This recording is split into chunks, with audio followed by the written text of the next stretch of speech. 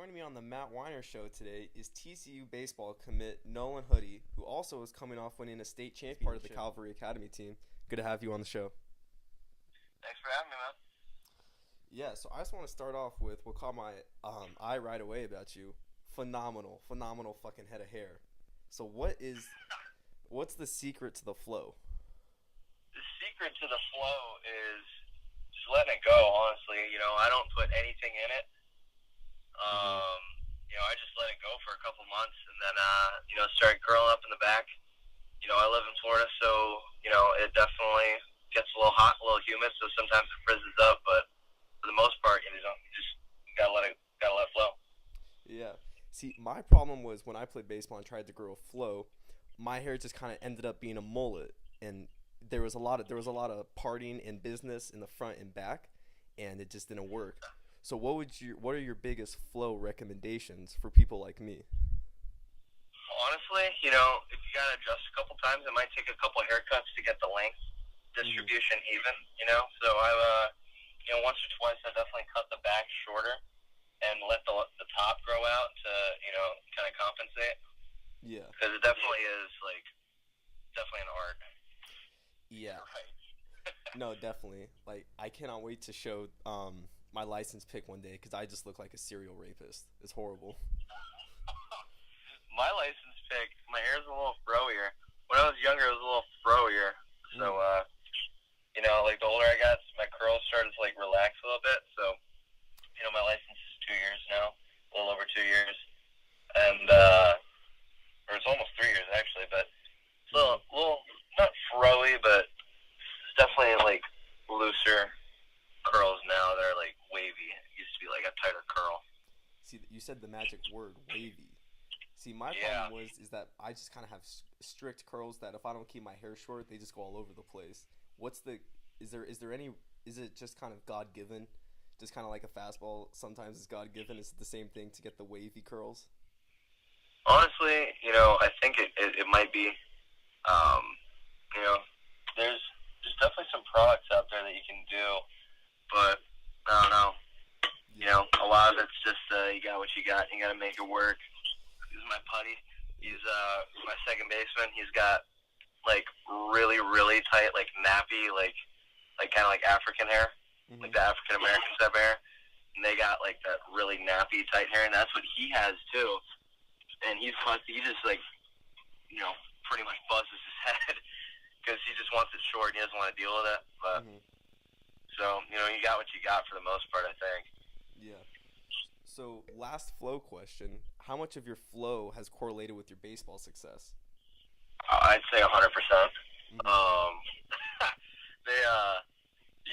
Definitely 100%. Because I always let it flow. My school actually, they're pretty tight on their hair policies actually, which is a shame. Yeah.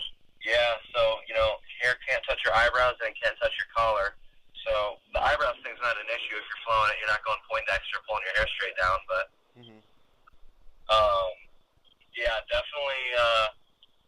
definitely they let me get it away though. A lot of the baseball guys, they kind of just stop caring during season. In the beginning of the year, I got roped once or twice, and they were like, "Hey, you got to trim it up a little bit." But once baseball season started, they just kind of let it happen. So, mention going to a Catholic, or is it Catholic or is it just an academy? Christian school. Yeah, so Christian school. What has been the weirdest situation when it came to having a rule being broken on a game day? Is there any scenario where a rule was broken on a game day and it got in the way of a player playing? Really not. All the guys on the team are have their head on straight, so there's not really any. There's really no nonsense going on. Our coach is a really awesome dude, and he keeps an eye on all of us and makes sure we're doing what we're supposed to. So none of the guys are really acting like douchebags, doing things they shouldn't be doing, especially on a game day. Maybe there's been an incident or something like that. We had a guy go on academic probation. Which that's not a game day thing, but it's something that kept him off the field. So nothing I don't think anything on a game day. You'd have to do something pretty wild. Yeah, that would be pretty. You know what? You never know though. You never know. But yeah, so No, definitely not. yeah. So I guess I lied. I guess my next last question when it came to fashion and baseball is when I was playing, or at least now currently, I absolutely hate braids and man buns. So is this? Can you agree that I guess fashion season should end? Yeah, I'm not a fan of the man bun. Yeah, I've never been a fan of the man bun. My girlfriend's like, um, she jokes with me and says she'll break up with me if I ever put one do my hair in a man bun. And I was like, Smart woman. I know. I was like, I might. Oh, dude, I'd break up with me too, honestly. I just see it's so bad because I remember just hanging out with my friends and his hair was kind of getting in the way of his eyes a little, and he whipped it out, and I was just I was ruthless. I was ruthless. But yeah. The trick is you can't leave the hat. You can't leave your house without a hat, especially if you're doing something where your hair is gonna get in your way. Mm. Like every time I'm lifting, even if you want to just wear a headband, keep it slicked back. That's cool. Mm-hmm. I'm not quite as big of a headband guy as I used to be. I used to be a really big headband guy, but now it's more of I got this one hat. It's my purple TCU hat. Mm-hmm. It's like my designated gym hat. So every time I go to the gym, I wear that hat, and I got like my chalk on it and everything when I'm deadlifting or doing whatever. And it's a little beat up, it's a little old. It's probably like a year or two old hat. So, but that's my gym hat. So. Mm. See, it's not a real gym hat if it doesn't have that like little bit of sweat under like the sweat line underneath the brim. Does yours have that? Yeah, you get that like salt type of outline. You know what I'm talking about? Yeah, the white. It's a little bit white. Yep. Yeah, I got a little bit going on right now. Yeah. So big gym guy. Are you taking anything besides just kind of normal protein powder? Are you a creatine guy? What has been your kind of journey when it comes to gaining weight? Well, so the way that I went about it this off season, I hit the gym really, really hard, and I'd say my normal weight's fluctuated, mid 80s. I'd say typically 184, 185 would be, my weight. This off season I was just hitting the gym really, really hard. I'm a pitcher, so nothing upper body at all. I'm not benching or anything like that. I'll do like my scap exercises, my back, my shoulder stuff, and like super, super heavy on legs. And as far as supplements and all that go, I'm really not on like anything at all. I'll take I have like protein powder and stuff that I'll take in the morning. I do like a really high calorie shake in the morning. I'm not a breakfast person, and I'm not a morning person, so I don't want to like wake up and like dick around and like get food or whatever. So it's like if I can just grab a shake or just get something in me, so it's like I have the satisfaction of having a breakfast. Yeah.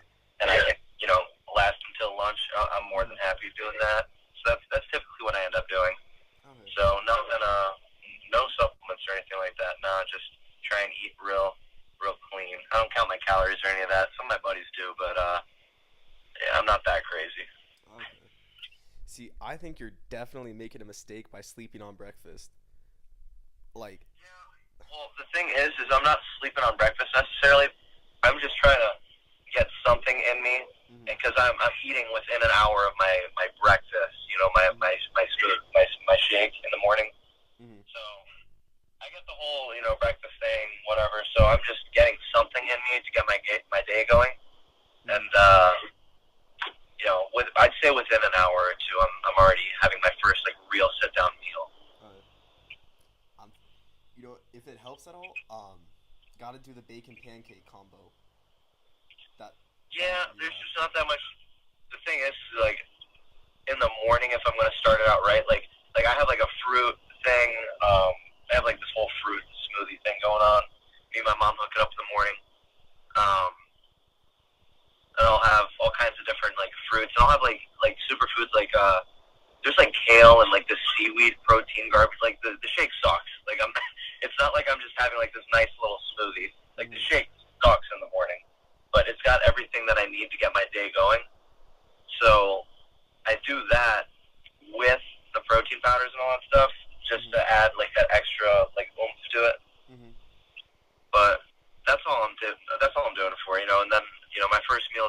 like well, I'll have another snack in between. I'm talking school day, because that's what most of my days are. So I'll drink my shake on the way to school. I'll get to school, and around my third period, I'm having yogurt and oats, and then 2 periods after that's my lunch. So then I'm packing down, like grilled chicken, rice, some sort of vegetable, whatever I got for that day. Yeah. I mean, I think it paid off a little, the working out and the eating well. Yeah. Yeah, so. Definitely saw a change in my body. Appearance-wise, definitely strength-wise, my lift numbers went way through the roof this year. I was lifting some heavy weight, so that was really cool to see at the end. All right. I give you the freedom to flex the lifts. So as of right now, I lost weight. So this was a couple months ago that I hit my PRs. But I'm sitting at a 455 squat, 505 straight bar, like traditional deadlift. I'm not into that sumo nonsense. I think that's stupid. Yeah. So 505 straight bar traditional. And I like front squatting too. TCU is super big on front squatting. So honestly, I haven't back squatted since probably like the last time that I maxed. So I'm sitting at a 350 front squat right now. But my goal is to TCU's in a trap bar deadlift. They don't really straight bar. Yeah. So trap bar, I'd like to get 550, and front squat, I'd like to get 405 sometime in my freshman year. Well, the goal is to go in with that, but realistically, time's running out, so I don't know if I'll get those, but we'll see. Yeah. So when it comes to being I guess at the level you're at, how often are you able? We're gonna kind of talk a little bit about the past season, but how much does your lifting schedule change? Because I've heard a lot of athletes talking about they actually get in really bad shape during the season. Yeah. Or they lose gains. Yeah. It's definitely a struggle, because as a starting pitcher, like it's the whole week to prepare for that start. So it's so hard to because you can't lift the day before your start. This is how I am. You can't lift the day before or the day of if you're a starting pitcher. That's the way that I am, because I like to be 100% fresh. I don't like standing on the mound, my legs feeling jello. I don't like that. I want to be strong, ready to rip someone's head off every time I step on the mound. So, and the day after, I'm doing all my recovery stuff. So, my flush run, my band work, my 5-pound cuff weight exercises and everything, my shoulders, get all that ready. So I'll have 2 heavy lift days, and in the middle, like a high intensity, not cardio, but like running sleds and doing stuff like that. You know what I mean? Yeah. So, I guess one question I always have is that when it comes to cardio when you're running, how many times, or would you say it's bad to go on kind of runs for a couple miles versus sprints or something like sledding? Honestly, from what all the research is out there, and I'm pretty old school. My trainer is old school the way that he did it.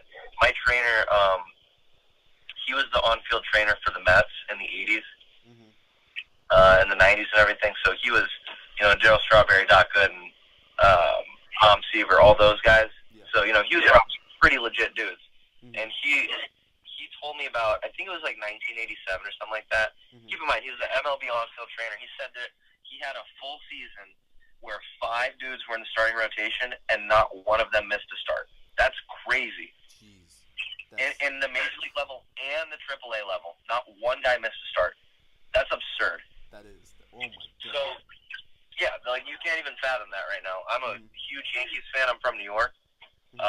So, look at my Yankees, we've had 3 guys go down on our rotation, at least. I mean, Severino, Paxton.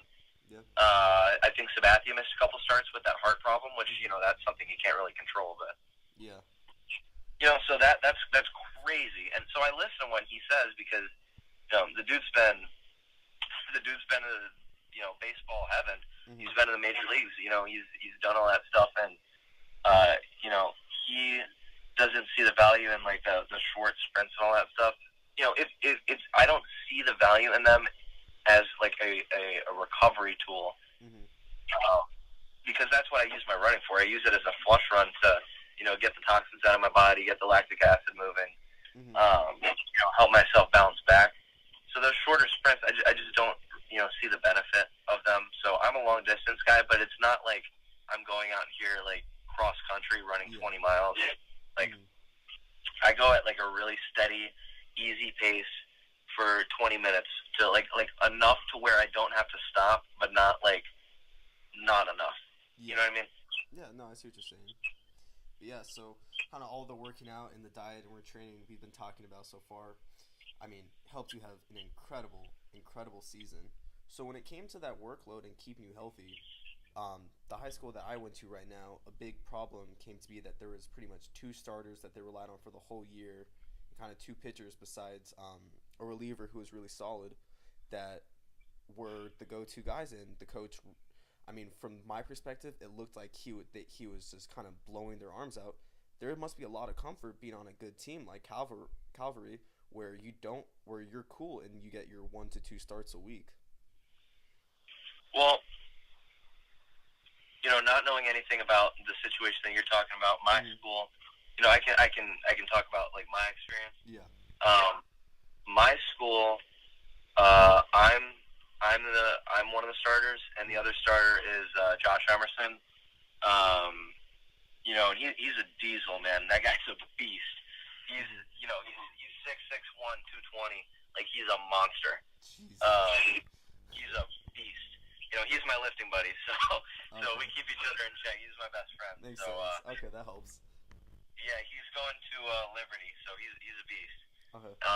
Me and him were the 1 and 2 this year, and we both had our starts. But the way that it was going is there was 3 games a week, so we had another guy that was spot starting. Because not every week had a 3-game week.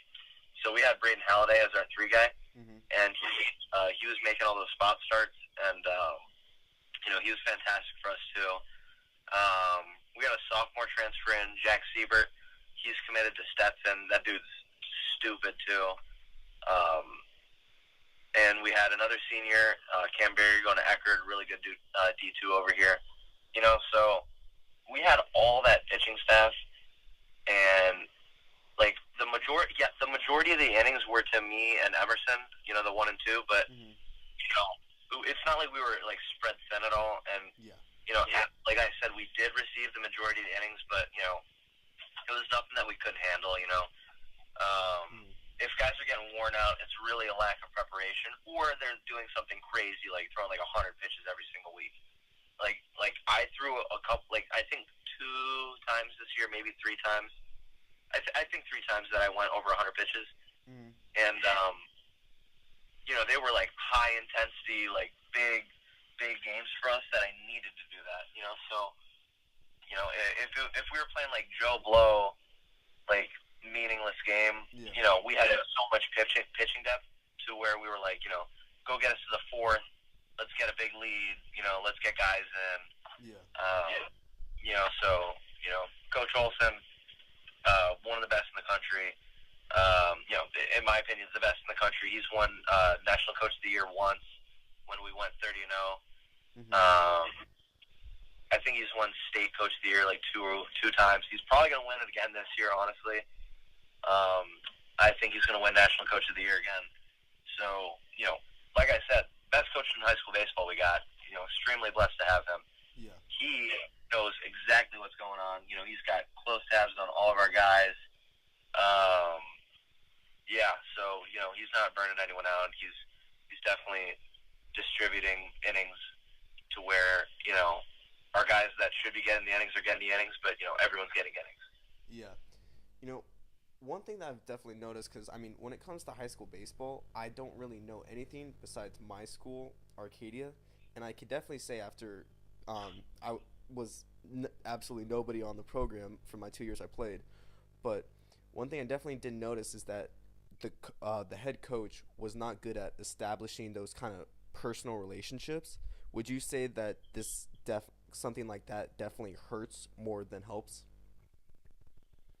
Yeah, like 100%.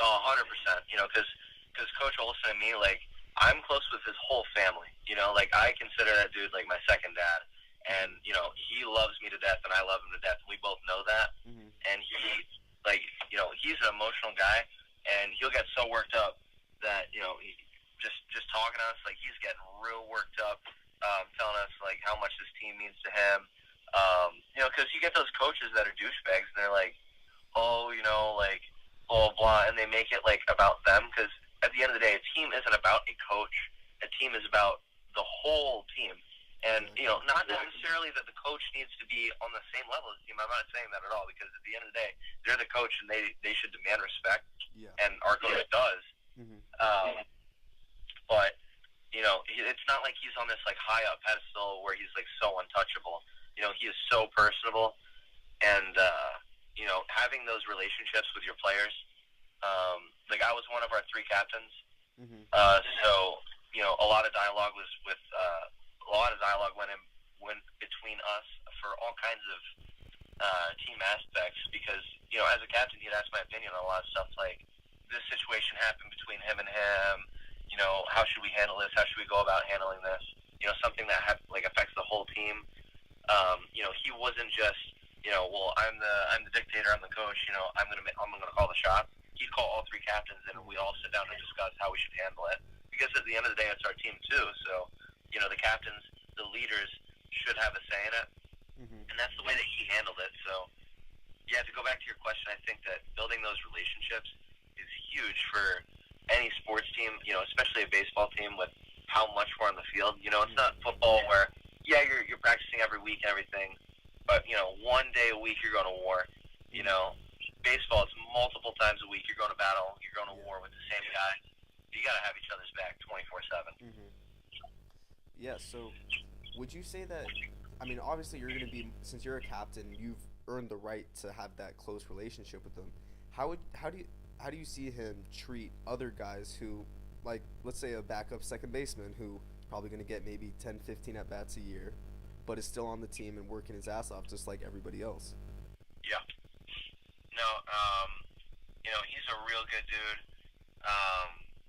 You know, I go to a Christian school. Everyone, you know, values being a Christian. You know, I'm a Christian. So this year, he actually baptized me this year. So we have chapel every week, or my school does. So, like 2 or 3 times this year, we had, like, the whole chapel was, like, you know, we'd worship, sing songs and everything, and then we'd have baptisms. And he actually baptized 4 of our guys this year, including me.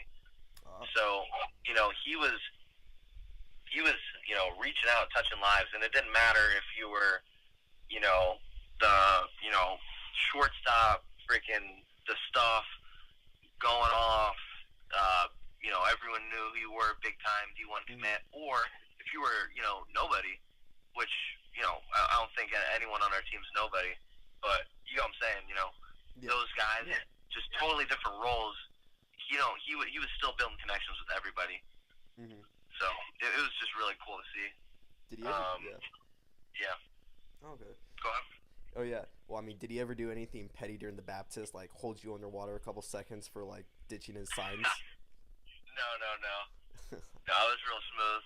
It was good. No, he was happy for me. It was really good. It was a fun time. It was good. Awesome. I definitely haven't heard that yet, but now I'm kind of thinking that maybe there is something in the holy water.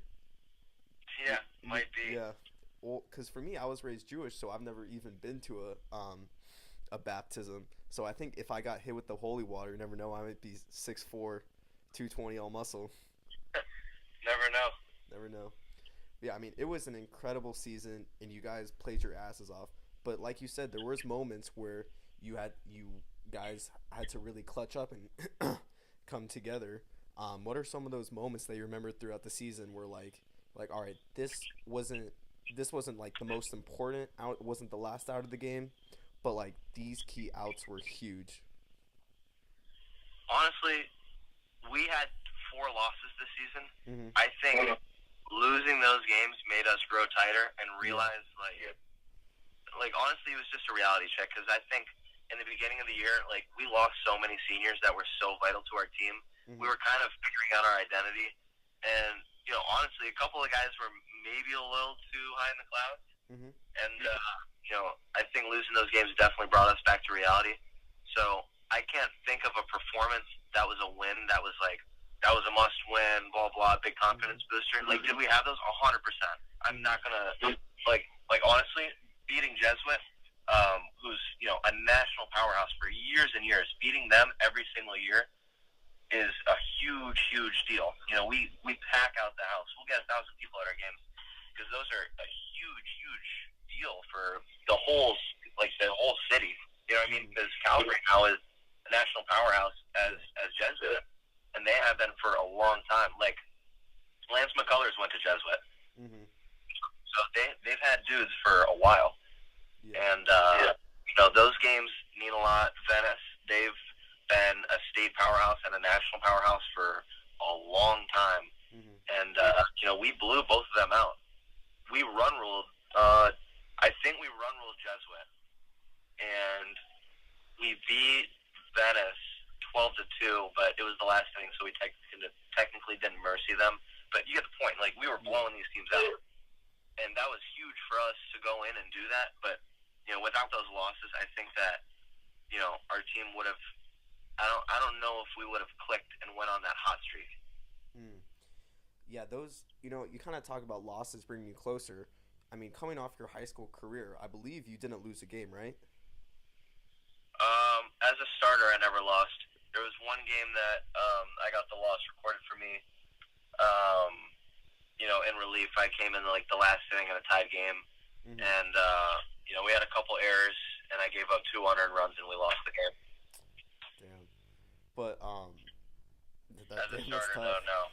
Yeah, so I mean, kind of segueing into your career or your future at TCU.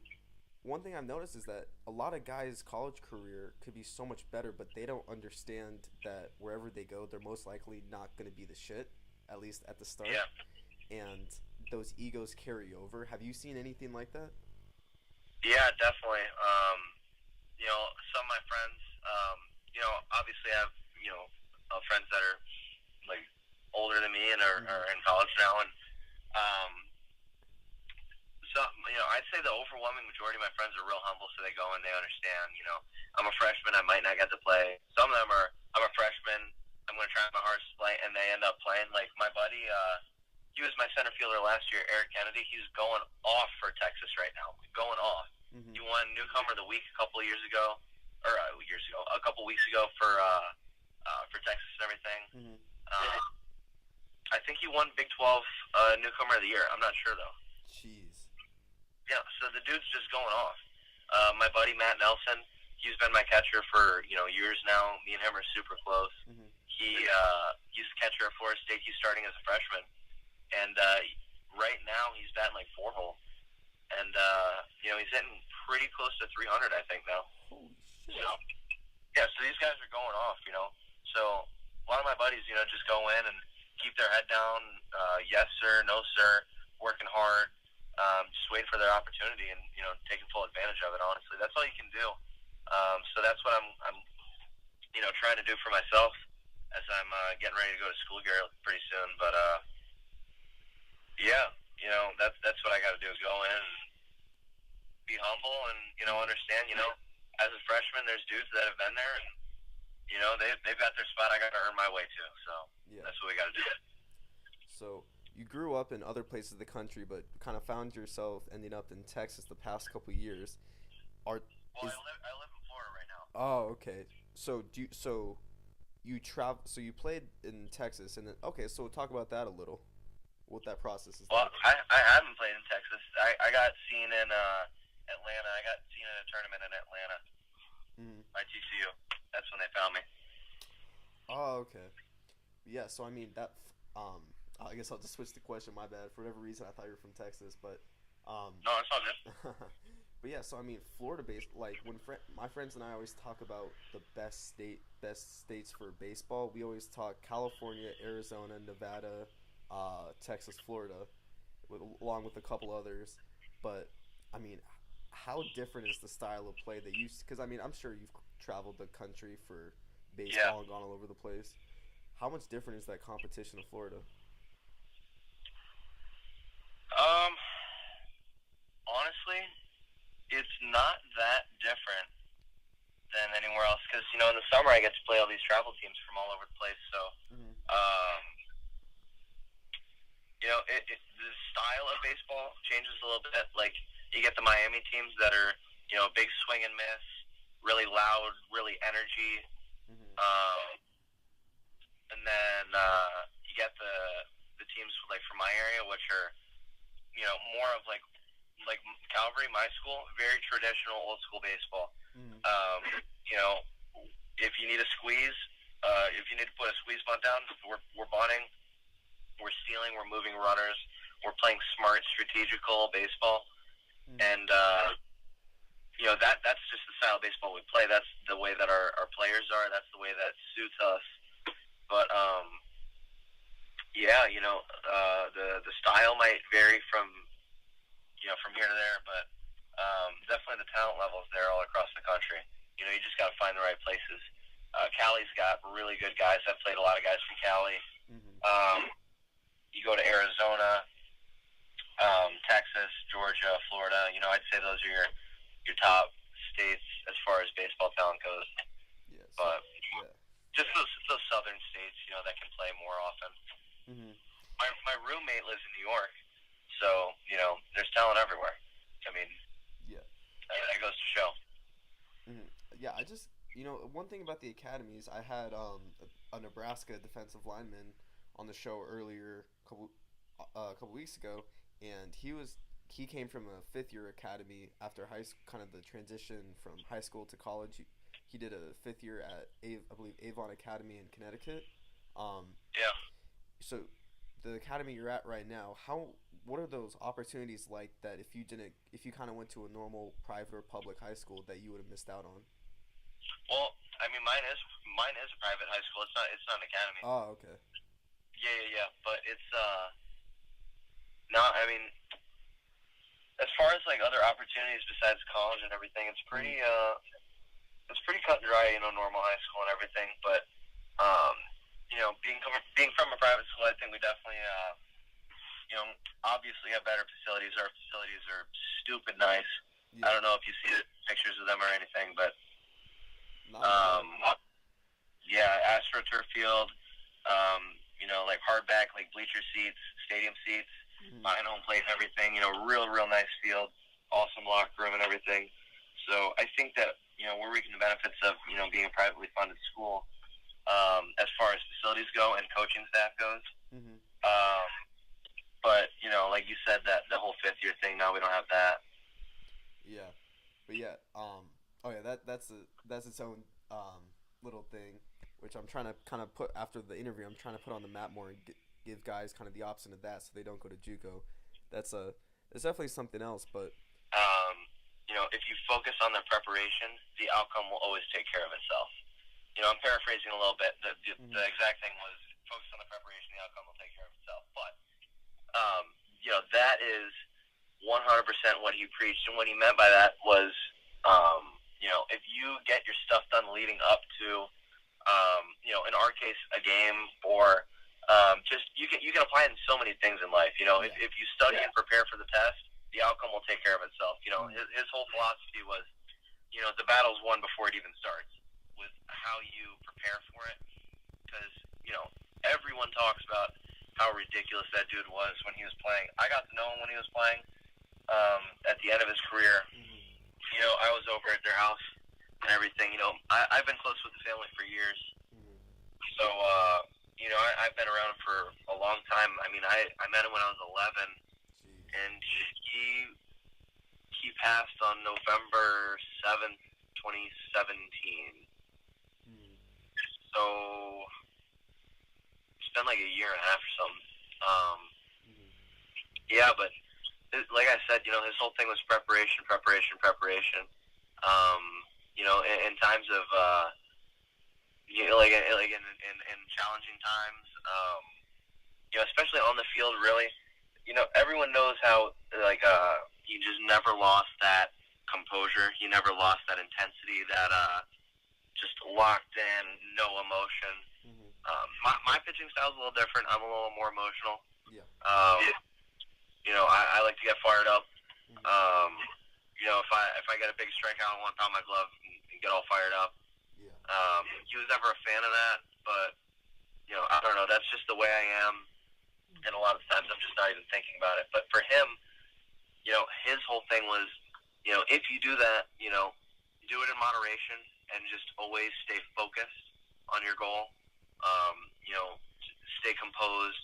Don't get fired up. Don't lose control of your emotions. And, again, that could go into anything at all, whether just any aspect of life you can use that, about just keeping your composure, keeping your emotions under control. Those are huge valuable lessons to learn. Mm-hmm.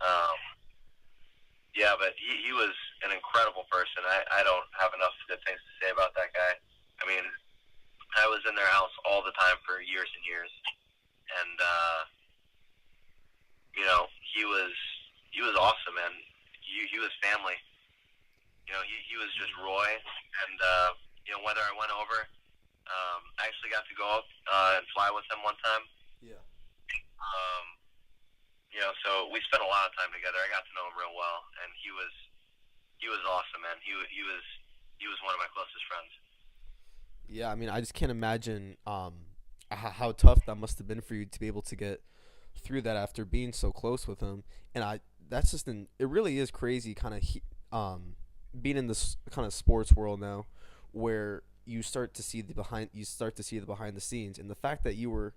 Like, I forget kind of these things exist, and then I'm the worst about it when it comes to treating athletes like they're not human. Because, I mean, that's crazy that this is, at the end of the day, he's just he's just a really good friend's dad. Yeah. No, totally. I mean, they're every bit of a person as much as you and me, That was a real dude with real emotions, and, it was awesome to be around him. And, that was a dude that cared about people that he loved so much. Yeah. He was an amazing person. And whether he knew you or didn't know you, he was going to treat you with respect. And he was an incredible dude. I remember, if me and Braden got in a fight, he'd call me. Like, Roy would call me, and he'd be like, hey, man, blah, blah, and, talk to me about it, just because, he cared about me and Braden's relationship. So he'd talk to us about it and everything. He was the real deal, man. That family's awesome. They're real good people. Yeah, man. That was some really good stories that we went over. Really looking forward to see what you're gonna do at TCU. Thank you for coming on the show. Definitely, man. Thanks for having me. Yeah. All right. So that was an interview with TCU commit, Florida State champion Nolan Hudi. Thank you. Like, subscribe, and follow me on Instagram at Matt_Weiner_.